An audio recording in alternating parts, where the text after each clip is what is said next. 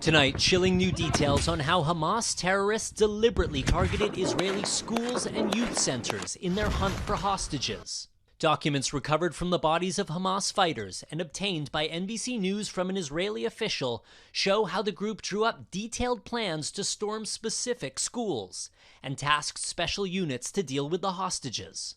The documents contradict Hamas claims that the group does not target children. And they're part of an emerging picture of the scale and sophistication of the attack, raising new questions about the failure of Israeli forces to stop it. The Israeli military tells NBC News that the Gaza border fence was breached approximately 30 times, a higher number than previously reported, and which helps explain how hundreds of terrorists were able to enter Israel.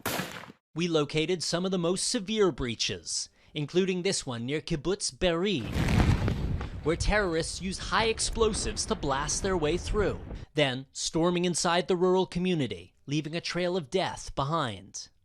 The Israeli military says that in this house, the Israeli residents had barricaded themselves into a safe room.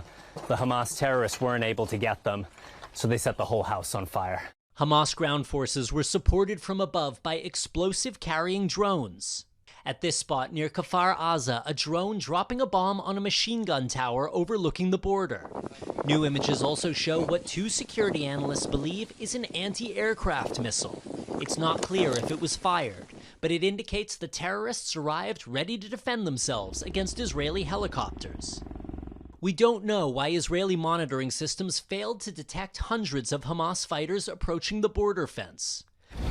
Critics say Israeli intelligence missed early warning signs, including Hamas fighters building an open-air village to practice their tactics.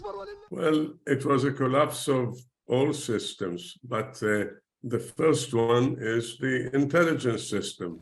And painful questions over the slow response of Israeli troops once the attack was underway. It's not the success of Hamas, it's more the failure of the Israeli defense.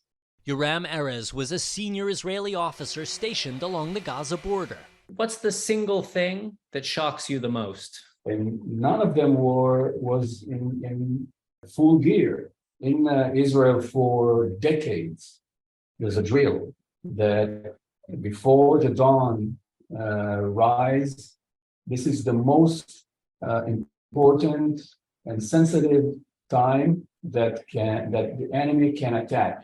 We asked the Israeli military's top spokesman.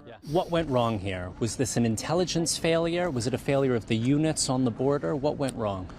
This is a plan that was being planned, a massive scale plan. Why we didn't know? We will find out why we didn't know. Why we didn't know. But now, we're not into that. Our mindset now is in the other side of the border. A military with a difficult fight ahead and difficult questions to answer. Raf Sanchez, NBC News, Ashdod.